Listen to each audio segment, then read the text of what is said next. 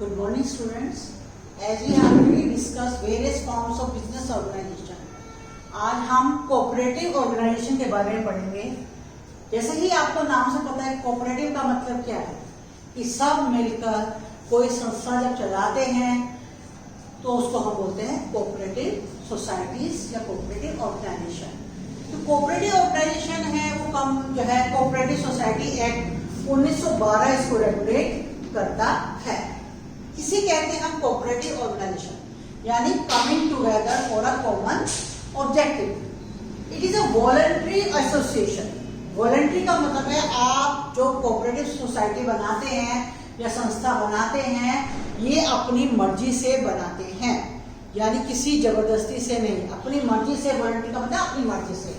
Association का मतलब है ग्रुप ऑफ पीपल, ठीक है, जो कि एक कॉमन ऑब्जेक्टिव के लिए या अपनी जितने भी उसके मेंबर्स हैं उनकी भलाई के लिए काम करते हैं, उसको हम कहते हैं कोऑपरेटिव ऑर्गेनाइजेशन। अब इसी जो है संस्था को हमने अभी बताया कि कोऑपरेटिव सोसाइटी एक्ट 1912 रेगुलेट करता है, जिसमें कहा गया है कम से कम 10 व्यक्ति जो है इसके मेंबर्स अडल्ट होने चाहिए, तभी ये सोसाइटी बनाई जा सकती है। 10 अडल्ट होने चाहिए, ठीक है। वो अडल्ट मेल भी हो सकते हैं, फीमेल भी हो सकते हैं। अब फीचर्स इसके साथ देखें तो ये वॉलंटरी मेंबरशिप है। वॉलंटरी का मतलब है कोई भी कोऑपरेटिव जो है ऑर्गेनाइजेशन का सदस्य बन सकता है अपनी इच्छा से, उसमें कोई जबरदस्ती नहीं होती। फिर है लीगल स्टेटस। लीगल स्टेटस का मतलब है अगर हम कोऑपरेटिव सोसाइटीज बनाते हैं तो लीगल फॉर्मेलिटीज गवर्नमेंट के द्वारा बहुत कम होती हैं। रजिस्ट्रेशन जरूरी है। लीगल स्टेटस का मतलब है ये रजिस्टर करवानी जरूरी होती है कोऑपरेटिव सोसाइटीज। लिमिटेड लायबिलिटी, ये हम लास्ट क्लास में भी पढ़ चुके हैं। लिमिटेड और अनलिमिटेड किसे कहते हैं? लिमिटेड का मतलब है जितनी वो कैपिटल ला रहे हैं उनकी लायबिलिटी मेंबर्स की सिर्फ उतनी कैपिटल तक ही सीमित रहती है, इसको बोलते हैं सीमित। कैपिटल के बाद उनकी कोई लायबिलिटी, उनकी पर्सनल प्रॉपर्टी नहीं ली जा सकती, उसको बोलते हैं लिमिटेड लायबिलिटी। फिर है कंट्रोल। कंट्रोल का मतलब क्या है? जो आपकी कोऑपरेटिव सोसाइटीज हैं उसमें 1 मेंबर 1 वोट, ये मेन कंसेप्ट है आपका।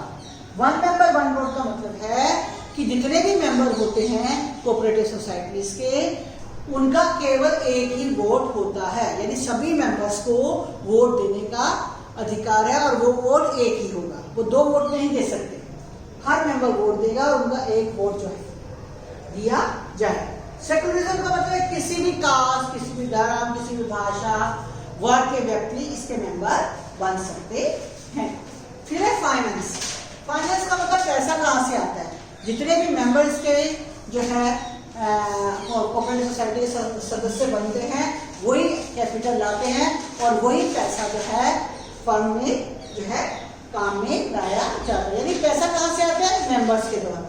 मेंबर्स पैसा लाते हैं ताकि कोऑपरेटिव सोसाइटी चलाई जा सके। अब हम आते हैं मेरिट्स और डीमेरिट्स पर। मेरिट्स का मतलब है क्या क्या फायदे हैं इस तरह की ऑर्गेनाइजेशन के। ईज ऑफ फॉर्मेशन, आसानी से कोऑपरेटिव सोसाइटीज या ऑर्गेनाइजेशन बनाई जा सकती हैं, इसमें बहुत कम जो है आपकी लीगल फॉर्मेलिटीज इन्वॉल्व है।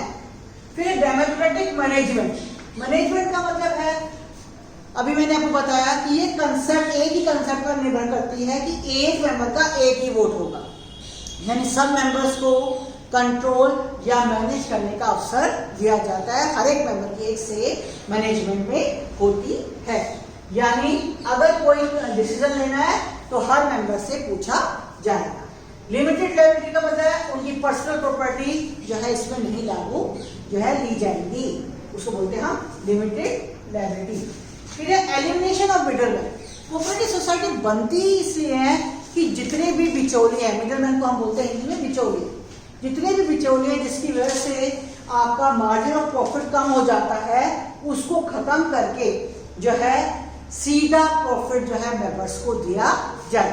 फॉर एग्जाम्पल, ये एग्जाम्पल है आपके, for example producer cooperative society, farmers cooperative society. अब प्रोड्यूसर कोऑपरेटिव सोसाइटी में क्या होता है? सारे प्रोड्यूसर मिलकर काम करते हैं ताकि जो मार्जिन ऑफ प्रॉफिट है वो मिडलमैन उनका ना खा जाए।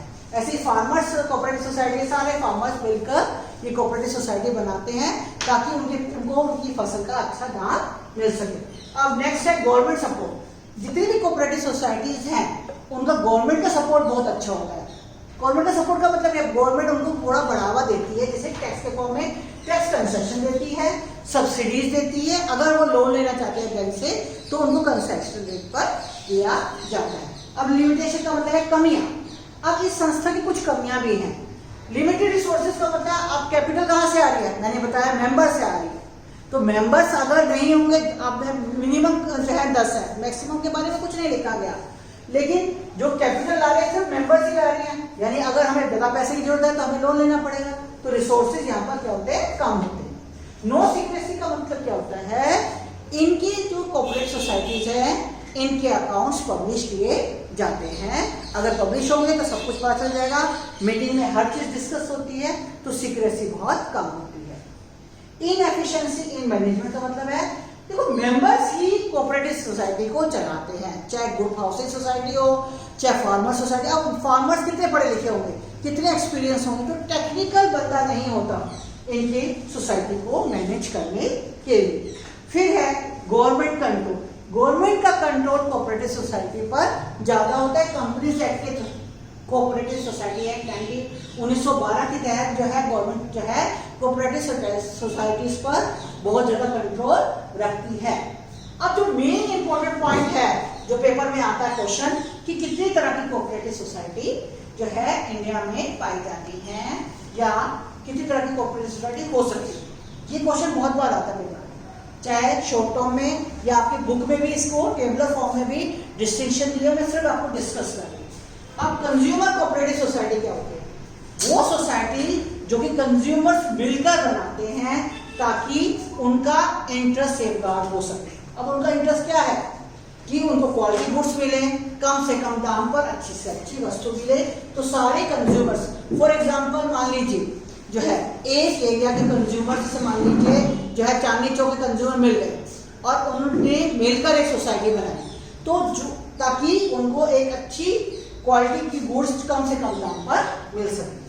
अब है प्रोड्यूसर कोऑपरेटिव सोसाइटी। यहाँ पर प्रोड्यूसर्स अपनी एक एसोसिएशन बना लेते हैं या ग्रुप बना लेते हैं। ये ज्यादातर स्मॉल प्रोड्यूसर को हेल्प करने के लिए बनाई जाती है ताकि मिडल मैन उनका फायदा ना उठा सके। और अगर स्मॉल प्रोड्यूसर मिलकर एक ऑर्गेनाइजेशन बनाएंगे तो वो आसानी से मिलकर जो है सस्ते दामों पर रॉ मटेरियल खरीद सकते हैं, जितने भी इनपुट्स हैं वो आसानी से खरीद सकते हैं और अपना माल भी अच्छी कीमत पर बेच सकते हैं। फिर है फार्मर्स कोऑपरेटिव सोसाइटी। ये भी प्रोटेक्ट करती है फार्मर्स का इंटरेस्ट। उनको जितने भी एग्रीकल्चर इनपुट्स चाहिए, फर्टिलाइजर चाहिए, बीज चाहिए, खाद चाहिए, सब कुछ जो है प्रोवाइड करती है सस्ते दामों पर। यहाँ फार्मर्स ही इस सोसाइटी को चलाते हैं। मेन एम यही है कि अगर फार्मर्स मिल जाएंगे तो मिडल मैन उनका फायदा नहीं उठा सकेंगे। अब मार्केटिंग कोऑपरेटिव सोसाइटी में क्या है, मार्केटिंग कोऑपरेटिव सोसाइटी में क्या है, माल को बेचने के लिए जो है मार्केटिंग कोऑपरेटिव सोसाइटी बनाई जाती है। ठीक है, ये आपको समझ आ गया। तो इसमें भी क्या है कि बेसिकली मिडल मैन को एलिमिनेट करना जो है main focus in cooperative societies का रहता है। फिर housing cooperative society. Housing cooperative society का मतलब क्या है कि वह सोसाइटी जो एक हाउसिंग प्रोजेक्ट को बनाने के लिए बनाई। आपने देखा होगा फ्लैट्स बन रहे हैं, तो फ्लैट्स को बनाने के लिए कुछ मेंबर्स आपस में मिल जाते हैं और जब तक वो फ्लैट्स पूरे नहीं होते तब तक वो सोसाइटी चलती है। उसके बाद भी चलती है कई बार जो है उसकी मैनेजमेंट करने के लिए या उसकी रखरखाव के लिए भी कोऑपरेटिव सोसाइटी जो है बाद में चलती है। तो पहले कंस्ट्रक्ट करने के लिए फिर उसको प्रॉपर फंक्शन करने के लिए भी हाउसिंग कोऑपरेटिव सोसाइटी चलाई जाती है। तो आपने देखा कि कई तरह की कोऑपरेटिव सोसाइटी हैं। मेन एम यही है कि यहाँ मेंबर जितने हैं वही कैपिटल लाते हैं, वही उसे चलाते हैं, तो कोई बाहर का मेंबर नहीं होता जो है उसको चलाने के लिए। कैपिटल भी लिमिटेड ही होती, तो मेरिट्स भी हैं, डिमेरिट्स भी हैं, लेकिन इसका मेन एम यही है कि इस कोऑपरेटिव सोसाइटी के द्वारा मिडल मैन को हम जो है उसके जो है दूर कर सकते हैं। तो मिडल मैन की जो प्रॉफिट जो है उसको हम जो है बचा लेते हैं और मिडल मैन की जो मेल प्रैक्टिसेस हैं उनसे जो है फार्मर्स को या कंज्यूमर्स को या किसी प्रोड्यूसर को, स्मॉल प्रोड्यूसर को बचा सकते हैं। तो इस तरह से हमने इस टॉपिक को आपके सामने अभी बताया। तो इसमें इसके अकॉर्डिंगली आप क्वेश्चन क्या बनते हैं इस टॉपिक के कि व्हाट इज कोऑपरेटिव सोसाइटी, इसकी डेफिनेशन आप कोऑपरेटिव सोसाइटी एक्ट के अकॉर्डिंग जो है वो लिखना। फिर सेकंड क्वेश्चन है what are the features of cooperative society. Third point है describe the various types of cooperative societies in detail. इसको टेबलर फॉर्म में आपसे करना है, ठीक है, ओके। आई होप आपको good morning students, I am continuing chapter number 2 forms of business organisation. अब इस टॉपिक के अंतर्गत हम एक और टॉपिक ले रहे हैं इस चैप्टर में, ज्वाइंट स्टॉक कंपनी। इससे पहले हमने sole proprietorship, partnership, joint Hindu family system, इन सब के बारे में पढ़ा था। अब नेक्स्ट हमारा जो टॉपिक है इसी चैप्टर में है ज्वाइंट स्टॉक कंपनी। सबसे पहले हम लेते हैं मीनिंग, कि मीनिंग क्या है ज्वाइंट स्टॉक कंपनी का। Joint stock company is an association of person. Association का मतलब होता है group of person who have separate legal entity.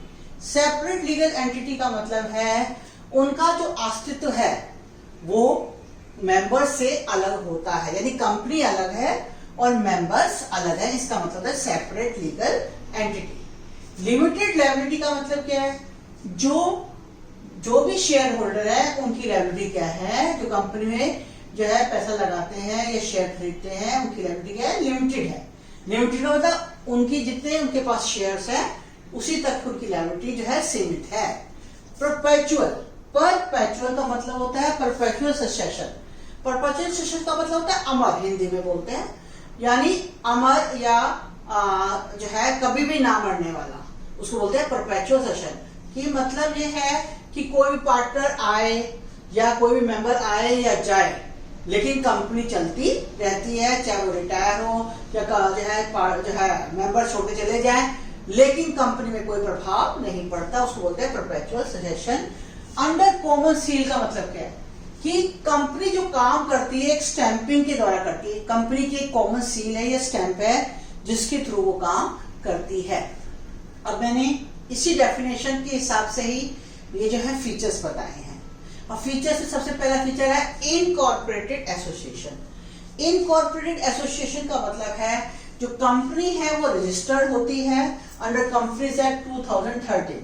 Her company को रजिस्ट्रेशन कराना हमारे लिए कंपल्सरी है, उसके बगैर हम जो है कंपनी को स्टार्ट नहीं कर सकते। सेपरेट लीगल एंटिटी मैंने पहले ही बताया कि जो कंपनी है वो अलग है, शेयर होल्डर अलग है, डायरेक्टर, प्रमोटर, इन सब से कंपनी अलग होती है, उसको बोलते हैं सेपरेट लीगल एंटिटी। इसका मतलब क्या है कि कंपनी के नाम पर सारे काम होते हैं, ठीक है। आर्टिफिशियल पर्सन, एक नेचुरल पर्सन होता है, जैसे हम हैं, हम सूंघ सकते हैं, हम दिखाई दे सकते हैं, हम बात कर सकते हैं, हम अपना काम कर सकते हैं, दिखता है लोगों को कि हम क्या काम कर रहे हैं, हम दौड़ सकते हैं, हम खा सकते हैं, हम एक नेचुरल पर्सन है। लेकिन कंपनी एक आर्टिफिशियल पर्सन है जिसको महसूस नहीं किया जा सकता। It work through directors and managers. तो डायरेक्टर, बोर्ड ऑफ डायरेक्टर्स के थ्रू या मैनेजर्स के थ्रू कंपनी काम करती है। लिमिटेड लायबिलिटी, पहले ही मैंने बताया कि जो लायबिलिटी है शेयर होल्डर की वो लिमिटेड होती है face value of the share. Share holder के पास क्या होते हैं, शेयर होते हैं। अब फेस वैल्यू क्या होती है कि एक शेयर की वैल्यू कितनी है। मान लीजिए एक के पास 100 शेयर है और एक शेयर की वैल्यू मान लीजिए 50 रुपए है, तो कंपनी 100 को 50 से मल्टीप्लाई करेगी। अगर मान लीजिए उसके पास 100 शेयर है, उसको 50 से किया तो उसका मतलब क्या होगा, 100 मल्टीप्लाई बाय 50, तो आपका कितना हो गया 5000। तो उस शेयर होल्डर से सिर्फ कंपनी 5000 ले सकती है, इससे बात तो नहीं ले सकती, यानी नो पर्सनल लायबिलिटी। कोई भी उसकी पर्सनल एसेट जो है उसके लिए जो है यूज नहीं की जा सकती। जैसे आपने सोल प्रोप्राइटर में देखा अनलिमिटेड लायबिलिटी है, लेकिन कंपनी में शेयर होल्डर की लायबिलिटी लिमिटेड होती है, उनकी जो फेस वैल्यू शेयर की उस तक सीमित होती है। परपेचुअल सक्सेशन में भी बता चुकी हूँ, चाहे किसी भी शेयर होल्डर की डेथ हो जाए, इंसॉल्वेंसी का मतलब दिवाली निकल जाए या रिटायर हो जाए, यानी शेयर होल्डर अगर छोड़ देते हैं कंपनी को जो है तो कंपनी में कोई असर नहीं पड़ता, कंपनी चलती रहती है। नेक्स्ट है ट्रांसफरेबिलिटी ऑफ शेयर। कंपनी में हम शेयर को किसी भी पर्सन को ट्रांसफर कर सकते हैं, यानी शेयर्स आर इजीली ट्रांसफरेबल। हम किसी को भी बेच और जो है सेल कर सकते हैं, खरीद भी सकते हैं और बेच भी सकते हैं, ट्रांसफर आसानी से कर सकते हैं। कॉमन सील का मतलब है एक स्टैंप होती है जिससे कंपनी के सिग्नेचर, वो उसकी ऑफिशियल सिग्नेचर कहलाती है। जो कंपनी है इसी सेल के थ्रू कोई भी कॉन्ट्रैक्ट एंटर कर सकती है। इस सील से ही कंपनी की पहचान की जा सकती है। कंट्रोल, कंट्रोल का मतलब क्या है कि बोर्ड ऑफ डायरेक्टर जो है इसे कंट्रोल करते हैं ताकि वो बिजनेस को रन कर सके। तो अभी तक हमने जो है कंपनी क्या है और उसके क्या फीचर्स हैं उसके बारे में पढ़ा। अब इसी से रिलेटेड जो है इसके मेरिट्स और डीमेरिट्स भी बनते हैं, जो कोई ज्यादा मुश्किल नहीं है। अब हम नेक्स्ट टॉपिक लेंगे जो है कि कंपनी में जो है कंपनी होती कितनी टाइप्स की है, उसको हम डिस्कस करेंगे। अब हम ज्वाइंट स्टॉक कंपनी कितनी तरह की होती है उसके बारे में डिस्कस करते हैं। Types of company, types of company का मतलब है ज्वाइंट स्टॉक कंपनी कितनी टाइप की हो सकती है। सबसे इंपॉर्टेंट चीज तो है प्राइवेट कंपनी और पब्लिक कंपनी। पहले ये दो तरह की ही कंपनी पाई जाती थी, अब और बहुत सारी कंपनियां हमारे को दिखाई दे रही है। अब है मेन फेमस जो है कंपनी है private company. Section 2 sub section 68 of Indian companies act 2013 ने प्राइवेट कंपनी की डेफिनेशन दी है कि a company which is not a public company, उसको हम बोलते हैं प्राइवेट कंपनी। यहाँ पर मिनिमम जो पेड अप कैपिटल है वो 1 लाख की है, इससे ज्यादा नहीं हो सकती प्राइवेट कंपनी में। और प्राइवेट कंपनी अगर है तो वहां पर जो है शेयर होल्डर अपने शेयर को ट्रांसफर नहीं कर सकते, यानी किसी को भी खरीद और बेच नहीं सकते। उसका मतलब है रिस्ट्रिक्ट का मतलब नहीं कर सकते, ना तो शेयर खरीद सकते हैं ना बेच सकते हैं। फिर है मैक्सिमम मेंबर, यहाँ 200 है लिमिट और मिनिमम 2 है। नंबर ऑफ डायरेक्टर इस कंपनी में 2 हैं। यहाँ पर कोई भी प्रोस्पेक्टस इशू नहीं किया जाता for the invitation to the public to come and apply the amount in the shares of the company. अब है पब्लिक कंपनी। पब्लिक कंपनी की डेफिनेशन दी है section 2 sub section 71 of Indian companies act 2013 में। यहाँ पर अगर हम इनका कंपैरिजन देखते हैं तो यहाँ पर पेड अप कैपिटल 5 लाख है, यहाँ 1 लाख है, यहाँ 5 लाख है, ये मिनिमम है कम से कम। फिर दूसरा डिफरेंस है यहाँ पर हम शेयर को खरीद बेच नहीं सकते प्राइवेट कंपनी में, लेकिन पब्लिक कंपनी में हम शेयर को खरीद भी सकते हैं और बेच भी सकते हैं। यहाँ मिनिमम मेंबर 2 है, यहाँ मिनिमम मेंबर 7 है, यहाँ मैक्सिमम मेंबर 200, यहाँ कोई लिमिट नहीं है, यानी कितने भी हो सकते हैं हमारे पास पब्लिक कंपनी में। यहाँ नंबर ऑफ डायरेक्टर 3 है, यहाँ नंबर ऑफ डायरेक्टर 2 है। पब्लिक कंपनी की खासियत ये है कि ये इन्विटेशन देती है पब्लिक को कि इस कंपनी में आकर अपना पैसा जो है लगाइए। तो यानी ये इन्विटेशन देती है पब्लिक को to subscribe in the share capital of the company, ताकि ज्यादा से ज्यादा कैपिटल पब्लिक कंपनी को पब्लिक से पैसा मिल सके। अब और जो तरह की कंपनियों की डेफिनेशन आई है इंडियन कंपनी एक्ट ने जो दिया है ओपीसी, ये नई फॉर्म है कंपनी की। ओपीसी का मतलब ओनली पर्सन कंपनी। ओनली का मतलब 1 पर्सन, ओ का मतलब था 1 पर्सन कंपनी, ओपीसी का मतलब था 1 पर्सन कंपनी, यानी एक ही मेंबर होता है और वो मेंबर इंडियन सिटीजन होना चाहिए और इंडिया का ही रेजिडेंट होना चाहिए। अब इसमें कंडीशन है कि अगर इस कंपनी की जो कैपिटल है paid up capital, paid up capital का मतलब है जितने शेयर होल्डर हैं उन्होंने जो पैसा दिया उससे बनती है पेड अप कैपिटल। अगर वो paid up capital 50 lakh maximum जो है 50 लाख है, इससे ज्यादा नहीं होनी चाहिए। अगर ज्यादा हो गई तो क्या बन जाएगी, वो पब्लिक बन जाएगी या प्राइवेट बन जाएगी, समझा गया जो है।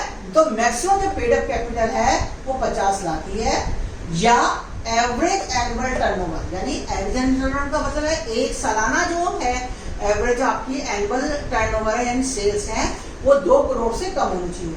अगर 2 करोड़ से ज्यादा हो जाती है तो या तो कंपनी प्राइवेट बन जाएगी या वो पब्लिक बन जाएगी। अब सेक्शन 455 में गवर्नमेंट कंपनी की डेफिनेशन दी गई है कंपनीज एक्ट 2013 में। इसमें कहा गया कि गवर्नमेंट कंपनी क्या है, यानी कि जो है ऐसी कंपनी जो कि रजिस्टर की जाती है फॉर फ्यूचर प्रोजेक्ट्स या कोई इंटेलेक्चुअल प्रॉपर्टी के लिए यहाँ पर कोई भी अकाउंटिंग ट्रांजेक्शन नहीं होती, ये नाम के लिए कंपनी होती है, ठीक है। तो ये कंपनी जो है इसको बोलते हैं हम डोरमेंट कंपनी, जो कि एक्टिवली कोई खास काम करती नहीं है। ये किसी इंटेलेक्चुअल प्रॉपर्टी के लिए या कोई फ्यूचर प्रोजेक्ट के लिए बनाई जाती है और रजिस्टर करवाई जाती है रजिस्ट्रार ऑफिस में। फिर एक company limited by guarantee. Guarantee का मतलब क्या है, यहाँ पर जो शेयर होल्डर है वो गारंटी देते हैं कि liability of the members, member कौन है, share holder, limited by memorandum of association to contribute to the assets of the company at the time of winding up. इसका मतलब क्या है, यहाँ शेयर होल्डर कहते हैं कि ठीक है, अगर कंपनी अपना व्यवसाय खत्म करती है, यानी वाइंड अप का मतलब अपना व्यवसाय खत्म करती है, तो वो जो है पैसा देने की लिए तैयार है जो है to contribute to the assets of the company. यानी कितना पैसा देंगे, जितना उनके शेयर बनते हैं। मैंने भी आपको समझाया था कि अगर एक शेयर होल्डर के पास 1000, एक के पास 1000 शेयर हैं और पेड अप कैपिटल 100 है, तो 1000 को 100 से मल्टीप्लाई किया जाएगा, तो उससे उतना ही अमाउंट हम ले सकते हैं, वही उस कंपनी की एसेट मानी जाएगी। इसको बोलते हैं कंपनी लिमिटेड बाय गारंटी। ये भी वाइंडिंग अप तक तो है कि वाइंडिंग अप पे हम इतना पैसा सिर्फ उस शेयर होल्डर से मांग सकते हैं, इससे ज्यादा नहीं। फिर एक कंपनी लिमिटेड बाय शेयर। एक कंपनी जो है ये इस टाइप की कंपनी में पाई जाती है जहां पर कंपनी जो है शेयर्स के द्वारा लिमिटेड है। यहाँ liability of the member is limited by memorandum of association to the unpaid amount on share. Unpaid amount को ऑन करता शेयर का मतलब, मान लीजिए एक शेयर की वैल्यू 10 रुपए है, ठीक है, और उसके पास 100 शेयर है, उसने जो है 8 रुपए तो दे दिए और 2 रुपए नहीं दिए, तो सिर्फ वो कंपनी से उससे 2 रुपए ले सकते हैं, जो कि अनपेड अमाउंट है। बाकी अमाउंट वो दे चुकी है, यानी 10 में से अगर उसने 8 रुपए दिए हैं तो कंपनी जो है जो उसका अनपेड अमाउंट है उसको जो है उस लायबिलिटी को वो कलेक्ट कर सकती है उस मेंबर से। उसको बोलते हैं कंपनी लिमिटेड बाय शेयर्स। तो इस तरह से हमने देखा डिफरेंट टाइप की जॉइंट स्टॉक कंपनीज हैं जो कि जो है इंडिया में पाई जाती हैं जो है, और इन सब के बारे में हमने पढ़ा। ज्यादातर जो क्वेश्चन आते हैं, अब हमने जो भी टॉपिक किया है उसमें क्वेश्चन क्या बनते हैं कि what is company, describe it's characteristics in detail. Second question ये बनता है describe the difference between private company and public company, ठीक है। तो ये क्वेश्चन बहुत बार पूछा जाता है, इसको आपको डिटेल में करना है। थर्ड क्वेश्चन है right the short note on the following. OPC 1% company, company limited by guarantee, ये शॉर्ट नोट में आते हैं। तो right short note on OPC, government company, company limited by guarantee and company limited by shares. तो हमने अभी एक company form of business के बारे में सीखा है, और अगली क्लास में हम ये सीखेंगे कि कंपनी बनती कैसी है। आई होप ये टॉपिक आपको क्लियर हो गया होगा। Thank you so much.